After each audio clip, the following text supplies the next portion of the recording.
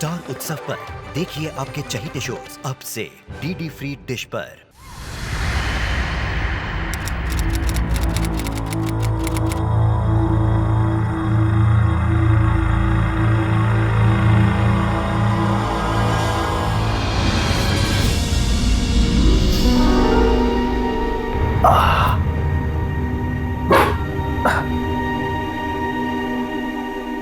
अनमोल वचन। इंसान को अपना जीवन शांतिपूर्ण तरीके से व्यतीत करना चाहिए। 10 बज गए, ऑफिस नहीं जाना है, लेट हो जाएंगे। नहीं होऊंगा, वो नौकरी छोड़ दी है मैंने।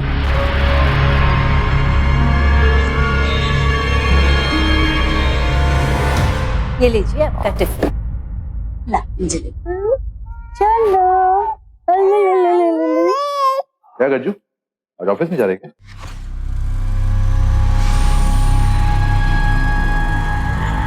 वो एक्चुअली कल मैंने पता है इस बार भी नौकरी को लात मार दी।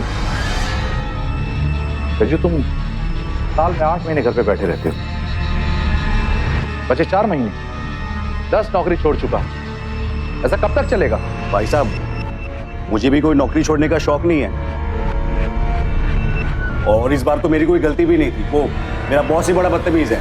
कितनी मुश्किल से कह के तेरी नौकरी लगवाई थी मैंने। तुझे पता ना एक नौकरी के पीछे कितने लोग खड़े हैं आजकल,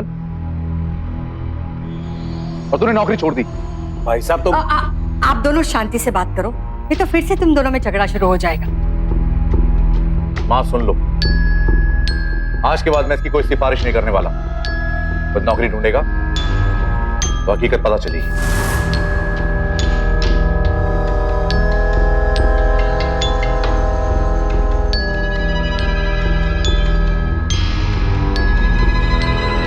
गज्जू, बड़ों की बात का बुरा नहीं मानते, वो तुम्हारे भले के लिए ही समझा रहा था ना। खूब जानता हूं कितना भला चाहते हैं मेरा। आपको ऐसा क्यों लग रहा है कि मुझे बुरा लगा? माम, मुझे बिल्कुल बुरा नहीं लगा। देखो मैं तो हंस रहा हूं।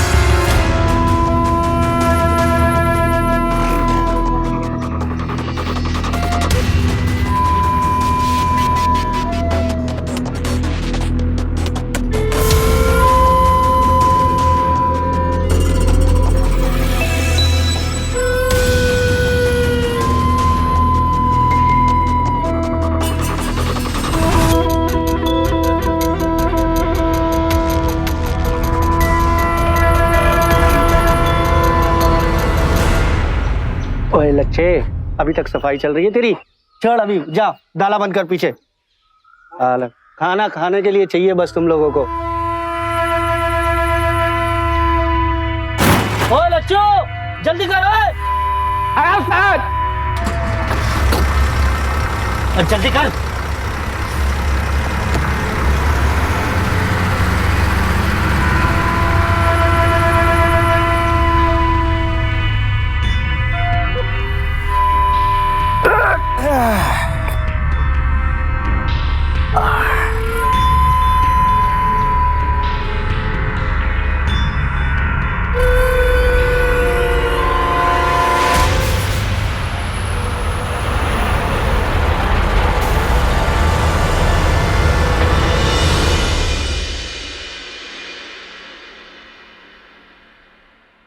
आरव,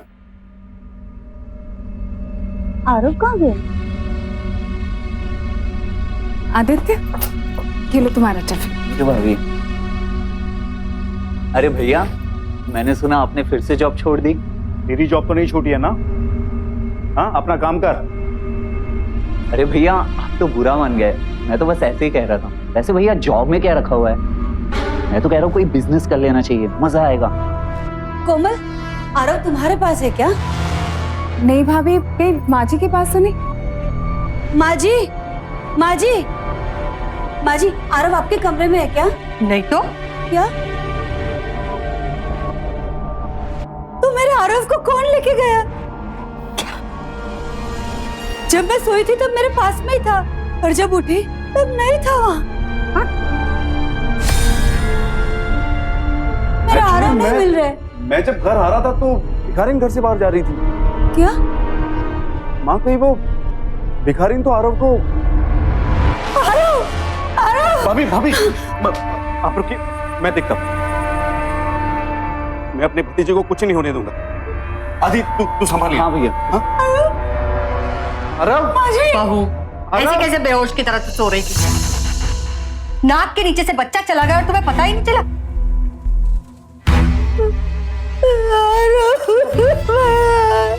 भाभी आप चिंता मत कीजिए, आरव मिल जाएगा।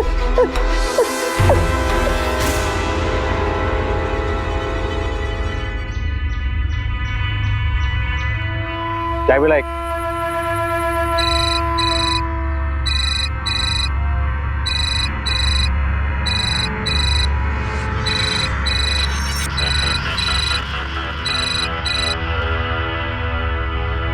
हाँ भैया। गज्जू, आरव मिला क्या? नहीं भैया, वो भिखारिन मिली, लेकिन आरव उसके पास नहीं था। क्या? लेकिन भैया आप चिंता मत कीजिए, मैं कैसे भी अपने आरव को ढूंढ लूंगा।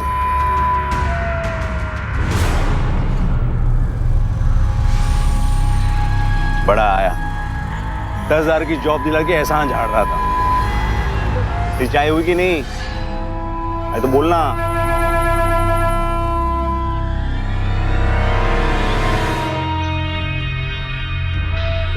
हिसाब में लिख लेना।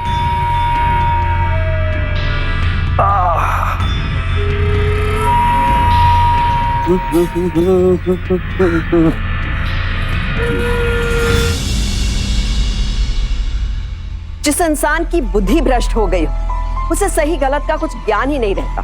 वो अपना भला चाहने वाले के साथ ही बुरा कर जाता है। इसलिए कहते हैं कि मूर्ख को पैसे दे दो, लेकिन कभी ज्ञान मत दो। और गलती से आपने उसे ज्ञान दे दिया तो वो आपके लिए ही मुसीबत बन जाएगी। आज गजेंद्र इस पूरे परिवार के लिए बहुत बड़ी मुसीबत खड़ी कर चुका था। उसके कारण एक मासूम बच्चे की जिंदगी खतरे में थी।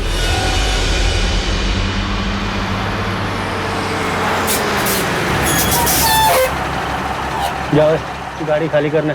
जी उस्ताद।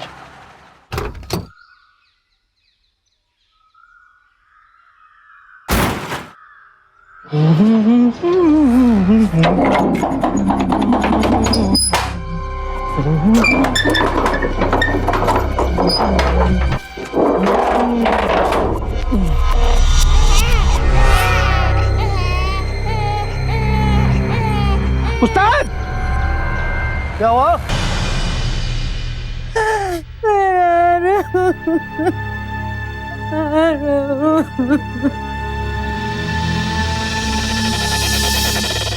माँ, मुझे तो लगा कि वो भिखारन यहां से कुछ मांग के ले जा रही। मैं दूर से आ रहा था, उसे सिर्फ पीछे से देख पा रहा। अगर आरव उसके हाथ में दिखता तो मैं थोड़ी ना उसे जाने देता।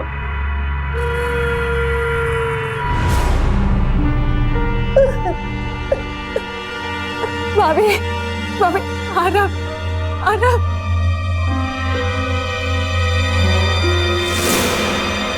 आरव, आरव, आरव बेटा, आरव, आरव बहू, आरव सुबह से भूखा होगा, जाओ पहले दूध पिला दो। जी माँ जी।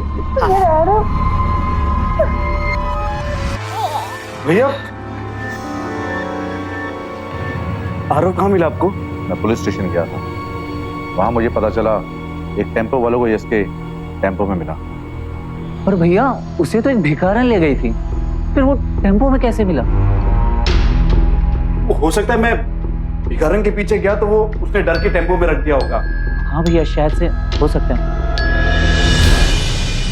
गज्जू, आज तेरे कारण अपना आरव हमें वापस मिल गया। पता नहीं वो भिखारन उसे कहाँ लेकर जाती। लेकिन माँ, भैया तो बस सिर्फ उस टेम्पो वाले को शुक्रिया अदा कर रहे हैं कि कितना ईमानदार है वो। मुझे थोड़ी ना धन्यवाद कहेंगे। नहीं गज्जू, ऐसा नहीं है। रहने दो भैया, सुबह तो सबके सामने मुझे खरी खोटी सुना रहे थे, अब मीठा बोल रहे हो। आरव मेरा भतीजा, मेरी जान है। उसे बचाने के लिए अगर मुझे अपनी जान भी देनी पड़ती तो मैं सोचता नहीं था। लेकिन आप मुझे नहीं समझ पाओगे, वही नहीं समझ पाए।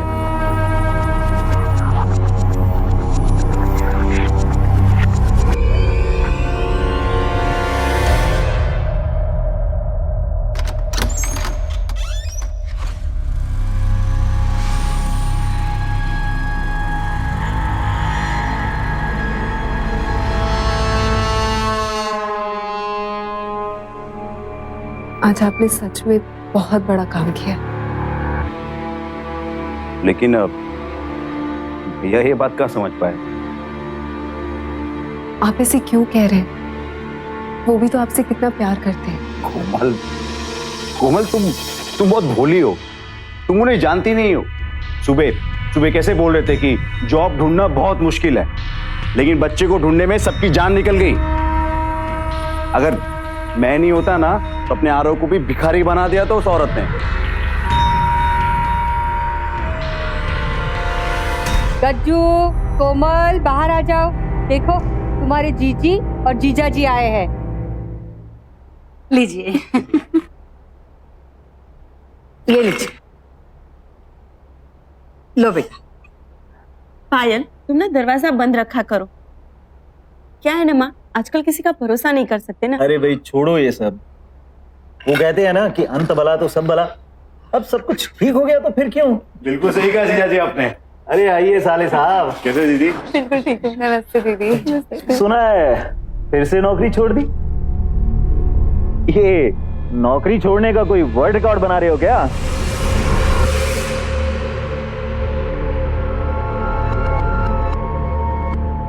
वैसे दामाद जी, अगर आपके ध्यान में कोई गज्जू के लिए नौकरी हो तो बताना।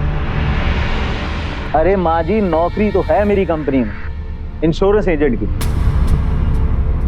लेकिन इंश्योरेंस एजेंट बनना अपने गज्जू भैया के बस की बात नहीं है। और अगर ये... संजीव, ऐसा मत बोलो।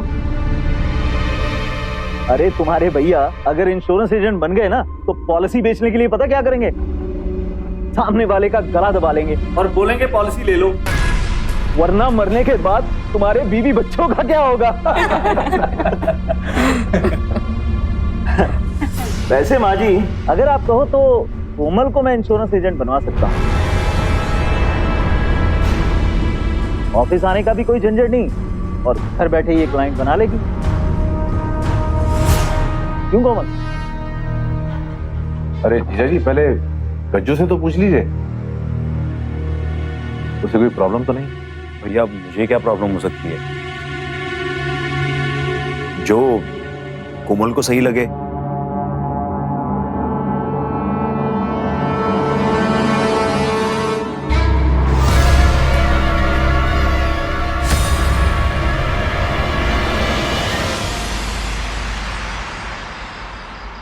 और जीजा जी, गाड़ी संभाल कर चलाइएगा प्लीज। अरे आप टेंशन मत लो। और हाँ कोमल, तुम कल टाइम पे ऑफिस पहुंच जाना। हाँ, ये तो आ जाएगी जीजा जी, पहले आप तो पहुंचो ऑफिस। खींच रहे हो साले साहब। हाँ चलो, अच्छा है, खाली वक्त में चुटकुले बनाना सीख लो, फिर को किताब लिख देना, शायद बिक जाए। बस अब बहुत हो गया। अच्छा माँ, अब हम चलते हैं। ठीक है दीदी।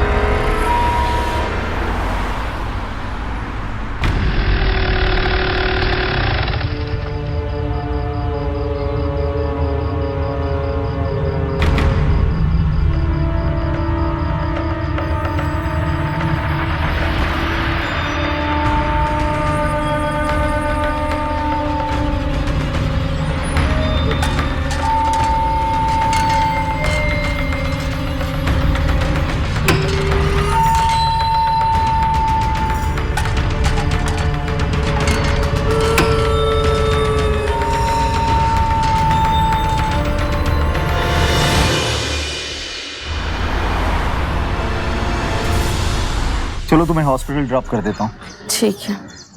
संजीव, तुम्हें लेट तो नहीं हो जाएगा ना ऑफिस में? अरे टेंशन मत लो बाबा, मैंने ऑफिस में फोन करके बोल दिया है कि मैं बीवी को हॉस्पिटल में ड्रॉप करते हुए आऊंगा।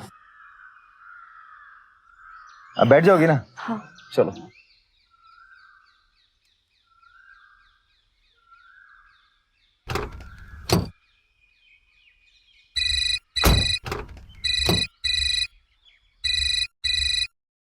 हेलो। हाँ दीदी, जिया जी ऑफिस गए? हाँ गजू भैया, वो बस ऑफिस निकल ही रहे, मैं भी उन्हीं के साथ हूँ। अच्छा भैया, कोमल इनके ऑफिस जा रही है ना आज? हाँ वो निकल ही रही है, इसीलिए फोन किया था। अच्छा ठीक है भैया, बाय।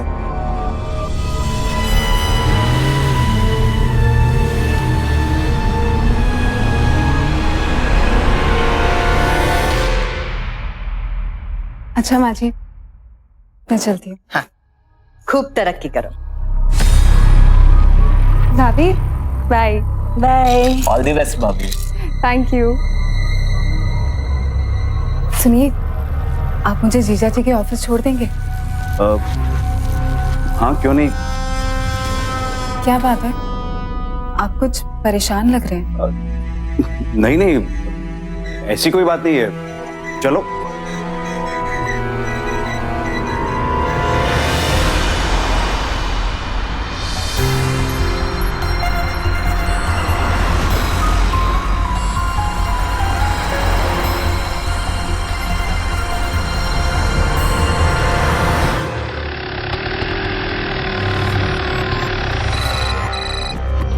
क्या हुआ, बाइक क्यों रोक दी? शायद मेरा फोन बजा।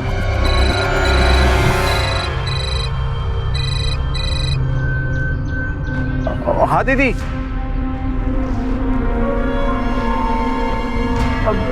दीदी आप टेंशन मत लो, मैं अभी वहां पहुंचता हूँ, ठीक है? क्या हुआ? वो कोमल दीदी और जीजा जी का एक्सीडेंट हो गया। दीदी तो ठीक है, लेकिन जीजा जी का हाथ फ्रैक्चर हो गया। हे भगवान।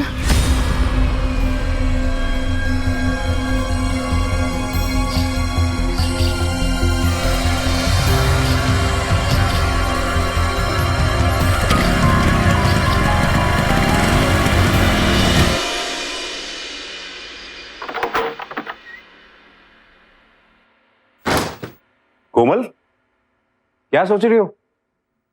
एक बात पूछूं आपसे? पूछो। आज जीजा जी के एक्सीडेंट की खबर सुन के आप खुश क्यों हो रहे थे?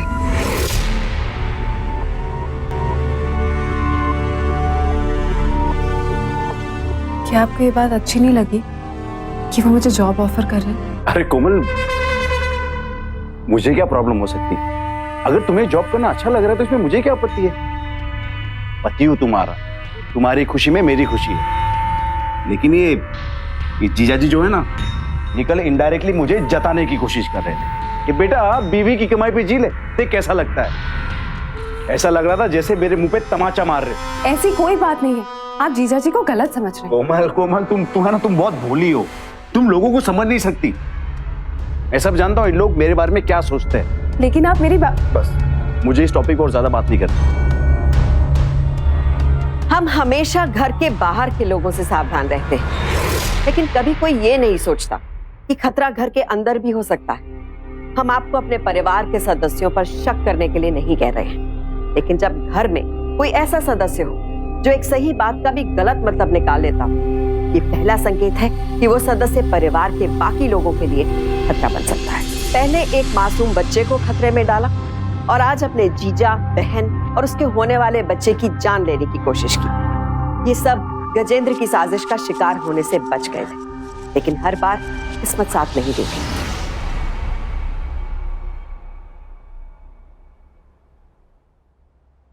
आदित्य, तुम फ्रेश हो जाओ, मैं तुम्हारे लिए खाना गर्म करती हूँ। अरे भाभी रहने दीजिए, आप जाइए सो जाइए, मैं खुद लेके खा लूंगा। आदित्य, रोज रोज एक ही डायलॉग क्यों बोलते हो?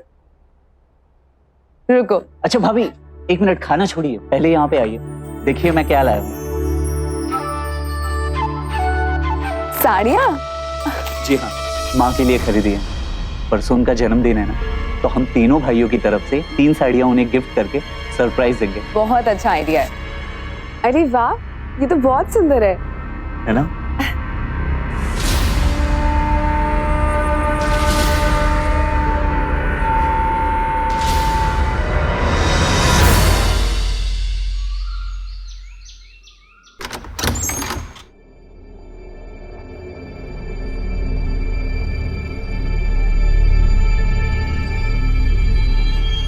कोमल, ये साड़ियाँ कहाँ से आई? वो आदित्य लाया है। क्यों? माँ का जन्मदिन है ना, तो 3 साड़ियाँ 3 भाइयों की तरफ से एक एक। 3? लेकिन यहाँ तो 4 साड़ी है। 4?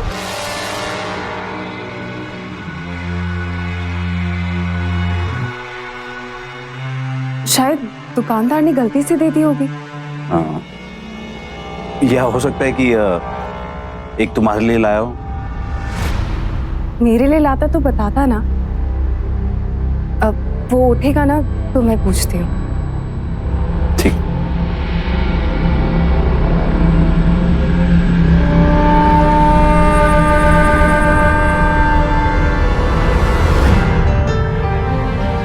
खाना खा लेंगे? चाची को बोलो खाना। मार्केट जाना था ना? हाँ चलिए मैं आपको छोड़ देता हूँ। ठीक है, आइए। चल बैठो दादी को।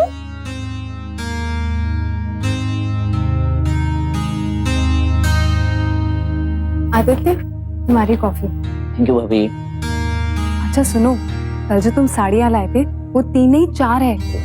आपने देख लिया, एक आपके लिए थी, सरप्राइज थी। मेरे लिए?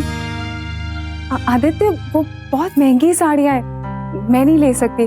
तुम एक वापस करा दो। भाभी, आपने कितने दिनों से अपने लिए कुछ नहीं खरीदा, कोई शॉपिंग नहीं की है, तो मैंने ले ली, इसमें कौन सी बड़ी बात हो गई? नहीं आदित्य, मैं नहीं रख सकती हूँ। भाभी ज्यादा सोचो मत, मैंने सेविंग की थी तो खरीद ली। अब भैया तो आपको कुछ खरीद के दे नहीं सकते, तो मैंने सोचा कि वाह छोटे।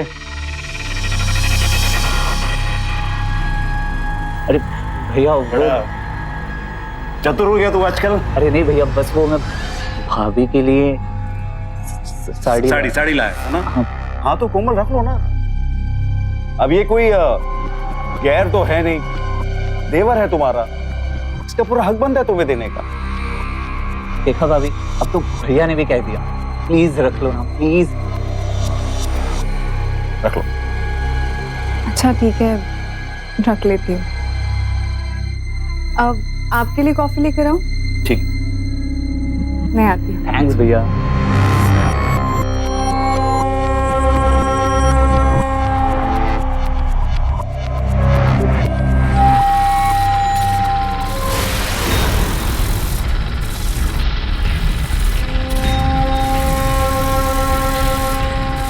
भैया ऐसा दाल बनाया है ना, कोई भी गोश्त काटो मक्खन की तरह कट जाएगा। इंसान का भी। डरो मत, तुम्हें नहीं काटूंगा। रखो।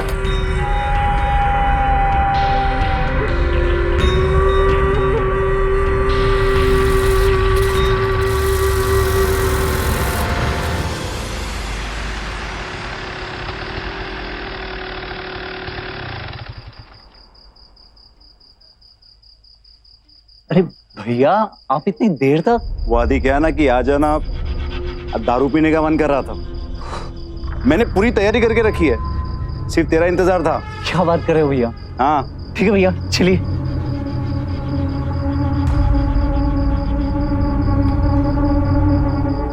यस।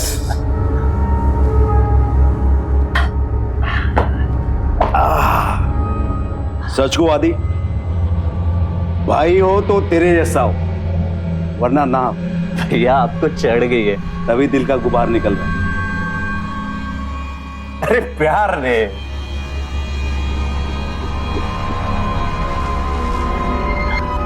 वैसे भैया आपको तो पता ही है, कल माँ का जन्मदिन है, तो हम ना मिलके उन्हें एक बढ़िया सी सरप्राइज पार्टी देते हैं, उन्हें बहुत अच्छा लगेगा। सरप्राइज बहुत देता है तू। अरे मजाक कर रहा हो रे तू। अरे मेरा तो ग्लास खाली है। अरे भैया, अरे पी पी। बस अरे भैया। अरे पी पी पी।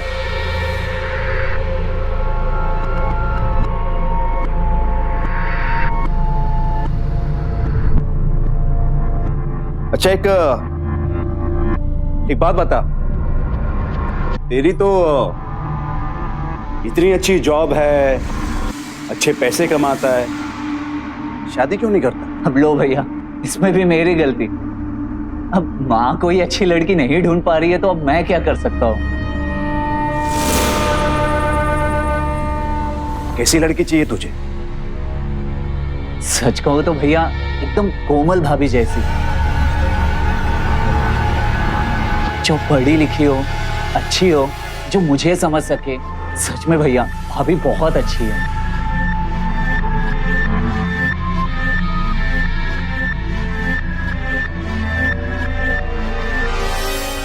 तभी तो उसका इतना ध्यान रखता है, उसके लिए साड़ियां लेकर आता है।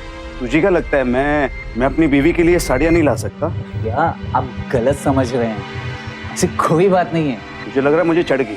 भैया आपको चढ़ तो गई है, देखिए जरा अपने आप को, इतना बड़ा चाकू आप खीरा काटने के लिए यूज कर रहे हैं। मुझे कोई किसी चढ़ने को कुछ काटने की जरूरत नहीं है। ले आई हूँ सलाद, ये लीजिए। तुम?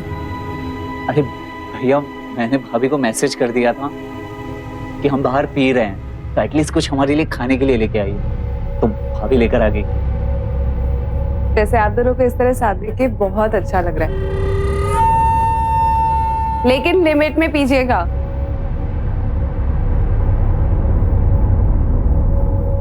अरे ये चाकू यहाँ है, सुबह से ढूंढ रही हूँ उसे।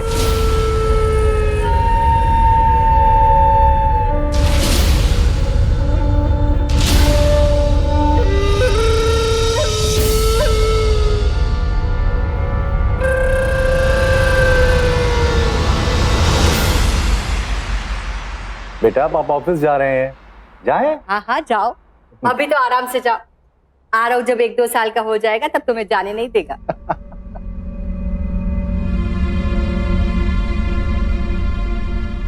गज्जू कोई जॉब ढूंढी क्या? अच्छा सुन, मैंने एक जगह बात की है तेरे लिए। भैया आप रहने दो, आपके बच्चे को बचाया तो उसका एहसान मत चुकाओ। सुनिए जी, जब इन्हें आपकी मदद नहीं चाहिए तो आप क्यों इनकी मदद करने के पीछे पड़े हो? आप इनका भला सोचो और ये आपकी बेइज्जती करे। मुझसे ये बर्दाश्त नहीं होगा। भाभी जी, जो कहना है ना डायरेक्टली मुझसे कहो। बताइए किस बात का बुरा लगा आपको? गज्जू भाभी है तुम्हारी, जबान संभाल कर बात करो। भाभी तो क्या हो गया, कुछ भी बोलेगी? मैंने इन्हें क्या कोई गाली दी है? और शुरुआत इन्होंने की है। देखो बेटा, बड़ा भाई है तुम्हारा, मदद करना चाहता है तुम्हारी, और तुम हो के उसकी बीवी और उसे ही डांट रहे हो। सब जानता हूं मैं, ये सब आप मुझे इसलिए सुना रही है क्योंकि मैं निठल्ला हूं, काम नहीं करता, बड़े भाई और आदि की तरह घर में पैसे कमा के नहीं लाता। सुनिए चुप रहो। मत करो, अगर तुम्हें काम नहीं करना है तो मत करो, पर घर में कलेश तो मत करो। दूसरों के घर में बहुएं कलेश करती है, और यहाँ तो मैं कलेश करता हूँ। आज माँ का जन्मदिन है, प्लीज आज ये सब मत कीजिए।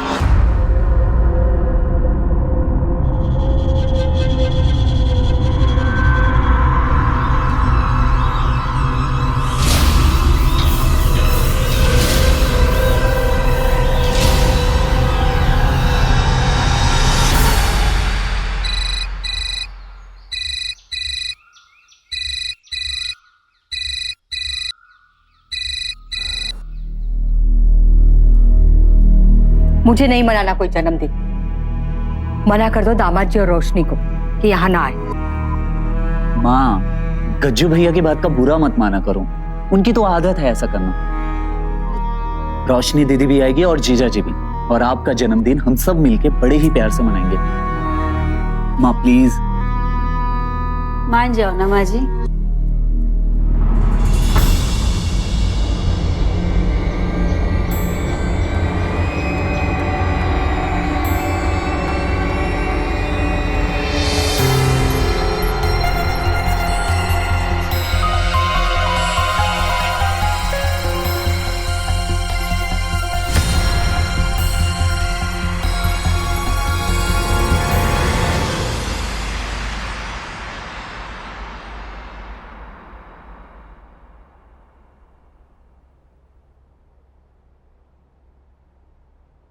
क्या बात है, माँ का बर्थडे और इतना सन्नाटा? अरे नहीं दीदी, ऐसी बात नहीं है। हम तो आप ही का इंतजार कर रहे थे। आइए बैठिए। और आपके साथ साथ मेरा भी इंतजार हो रहा था। अरे साले साहब, माँ मुझे माफ कर दो। सुबह पता नहीं मुझे क्या हुआ था, मैंने सबका दिल दुखाया। भाभी, अपने देवर को माफ कर दो। भैया सॉरी, गज्जू ऐसी कोई बात नहीं, बात तो भी बाकी है भैया।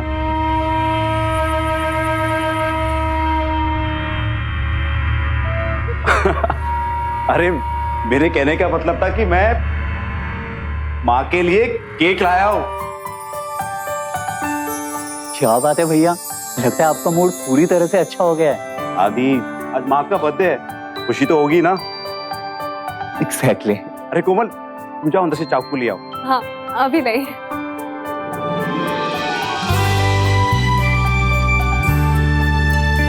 यार केक तो काफी अच्छा है। Thank you.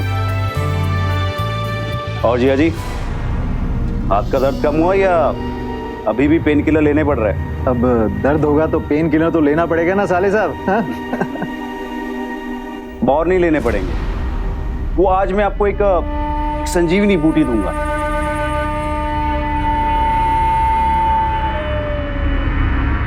भैया केक तो अंडे वाला है, फिर भाभी केक कैसे खाएगी?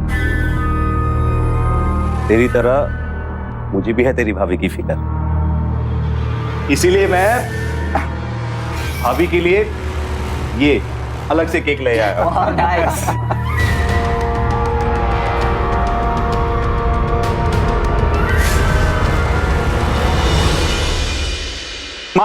माँ, केक काटने से पहले मैं आप सबसे एक बात शेयर करना चाहूंगा।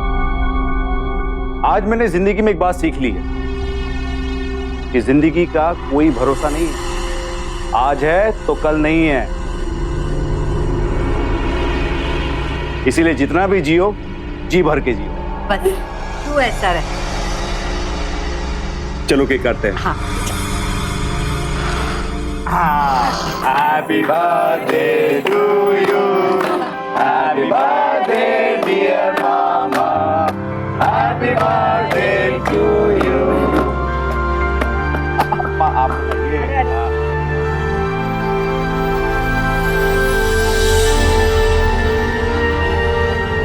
आदि, माँ के लिए सरप्राइज गिफ्ट। अरे हाँ भैया, याद है, भाभी ले आइए ना। माँ जी, बच्चे को केक मत खिलाइए प्लीज। अरे अभी खिलाने दो ना, आज उसकी दादी का बर्थडे है, थोड़ा सा चख लेगा। नहीं भैया, डॉक्टर ने इसे मना किया है, कोई भी बाहर की चीज नहीं देनी है। ठीक, तुम खा लो।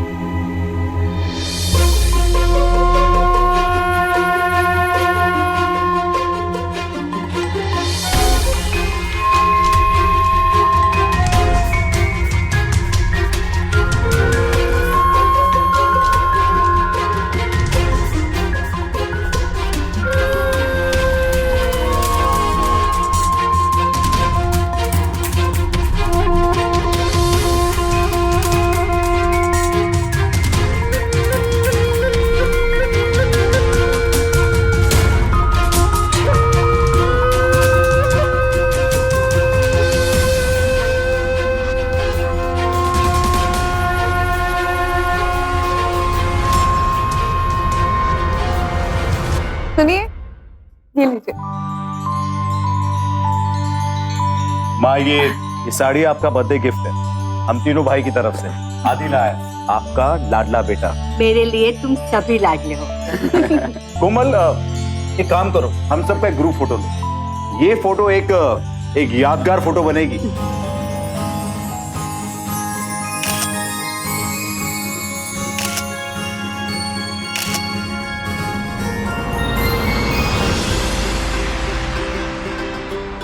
चलो माँ के बर्थडे पे एक अच्छा सा डांस करते हैं। अब जीजा जी तो लूले हो गए, वरना हमेशा की तरह डांस की शुरुआत यही करते हैं।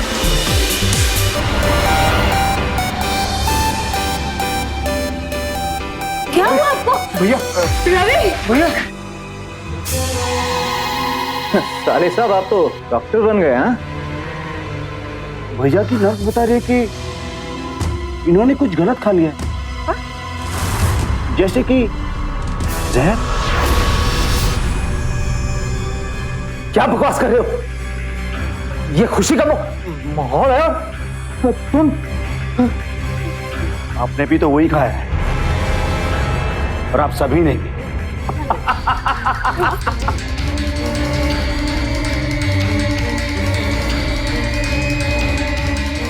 अब आप सब बेहोश हो, सबके सब मरोगे। ये क्या बोल रहे हैं आप? बिल्कुल सही कह रहा हूं मैं। ये सब मुझे निठल्ला निकम्मा समझते हैं, मुझे बुरा कहते हैं। आज इन्हें पता लग जाने दो कि मैं कितना बुरा हूं। ये मेरा घमंडी भाई, मेरा मजाकिया जीजा, और ये तुम्हारा चहेता देवर, हाँ? तो तुमको चाहता है। आप गलत समझ रहे हैं, ऐसा कुछ नहीं है। बिल्कुल ऐसा ही है। कोमल डॉक्टर को फोन करो प्लीज। किसी डॉक्टर को बुलाने की जरूरत नहीं है। कोमल, रुको रुको, ये मर गए ना तब ये अच्छे से जी पाएंगे। क्या कर रहे हैं आप? सही कर रहा हूं मैं। कोमल रुक कोमल नहीं, आगे जाइए, भैया को पकड़ो।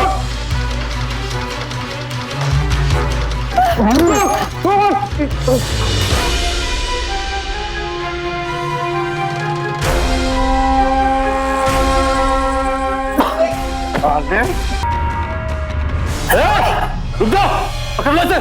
अरे छोड़ो मुझे, छोड़ो मुझे, छोड़ो। गलत ये लोग नहीं थे, गलत तुम्हारी सोच थी। क्या मिला अपने परिवार के साथ ये सब करके? क्या मिला तुम्हें? ले चलो इसे।